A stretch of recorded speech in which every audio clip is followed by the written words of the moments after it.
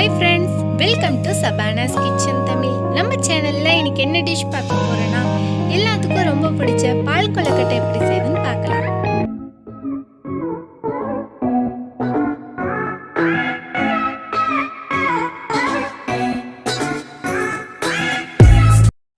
பச்சரிசி மாவு எடுத்துக்கலாம்.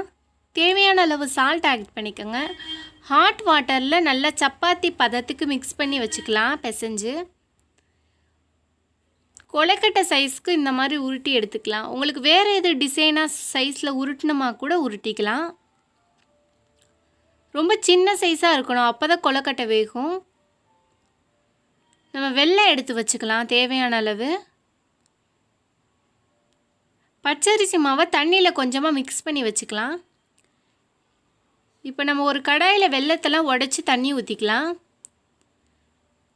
ஸ்டவ் ஆன் பண்ணி அந்த உடைச்ச வெல்லத்தை இதில் வச்சுக்கலாம். இப்போ நல்லா மிக்ஸ் பண்ணிக்கலாம். அந்த வெல்லம் நல்லா பாகு மாதிரி கரையணும்.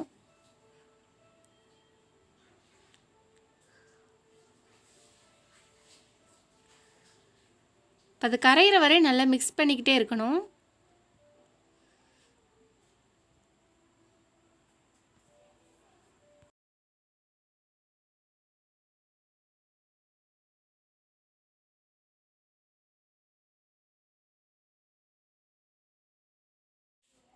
தேங்காவை அரைச்சி எடுத்துக்கலாம் தண்ணி விட்டு.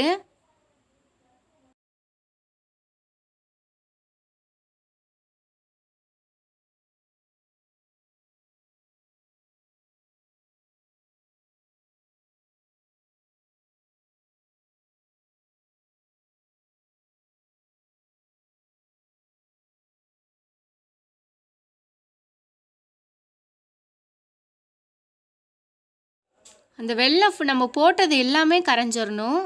ஒரு கொதி வந்தோடனே நம்ம ஸ்டவ்வை ஆஃப் பண்ணிக்கலாம்.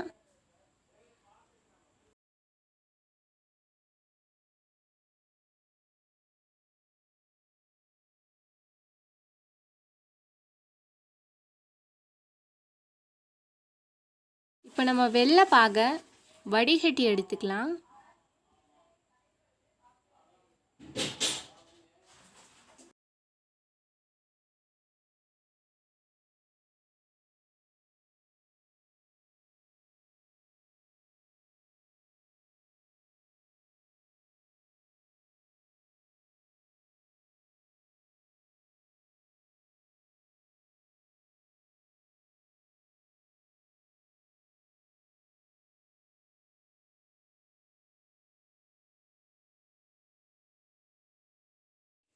ஒரு 5 பீஸ் ஏலக்காவை தட்டி வச்சுக்கலாம்.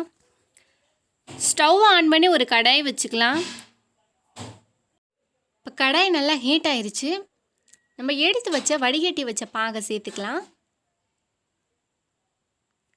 இப்போ நம்ம தட்டி வச்ச ஏலக்காவை சேர்த்துக்கலாம். இந்த ஸ்டேஜில் நம்ம உருட்டி வச்ச கொழுக்கட்டை உருண்டைகளை சேர்த்துக்கலாம். உங்களுக்கு இன்னும் கொஞ்சம் இனிப்பு வேணா கூட வெல்லம் சேர்த்துக்கலாம். ஒவ்வொரு பீஸாக எடுத்து போடுங்க, இல்லைன்னா ஒட்டிக்கும். எல்லாம் நல்லா போட்டு ஒரு மிக்ஸ் பண்ணிக்கலாம்.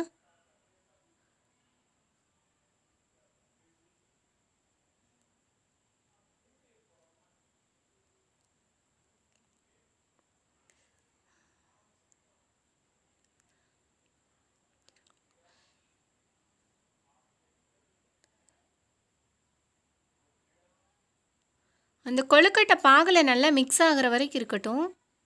இப்போ நம்ம கலந்து வச்ச அரிசி மாவு பேஸ்ட்டாக இதில் ஊற்றிக்கலாம். இப்போ நல்லா மிக்ஸ் பண்ணிக்கலாம்.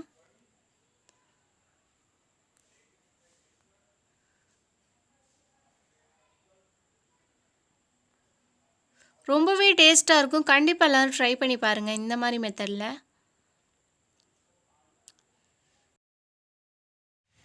கெட்டியான தேங்காய் பால் சேர்த்துக்கலாம்.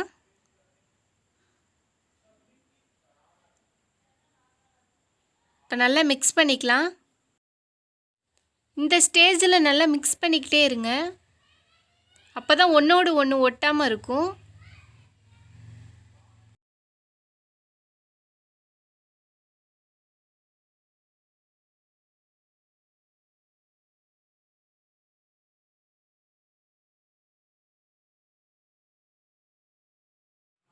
வாவ், சூப்பராக ரெடி ஆயிடுச்சு நம்ம தேங்காய் பால் கொழுக்கட்டை. இப்போ இது ஒரு பவுலில் மாற்றிக்கலாம்.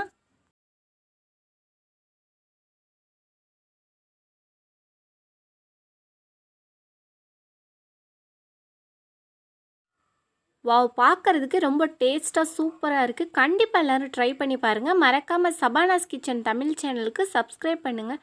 கூடவே பக்கத்தில் இருக்க பெல் ஐக்கானை கிளிக் பண்ணுங்கள்.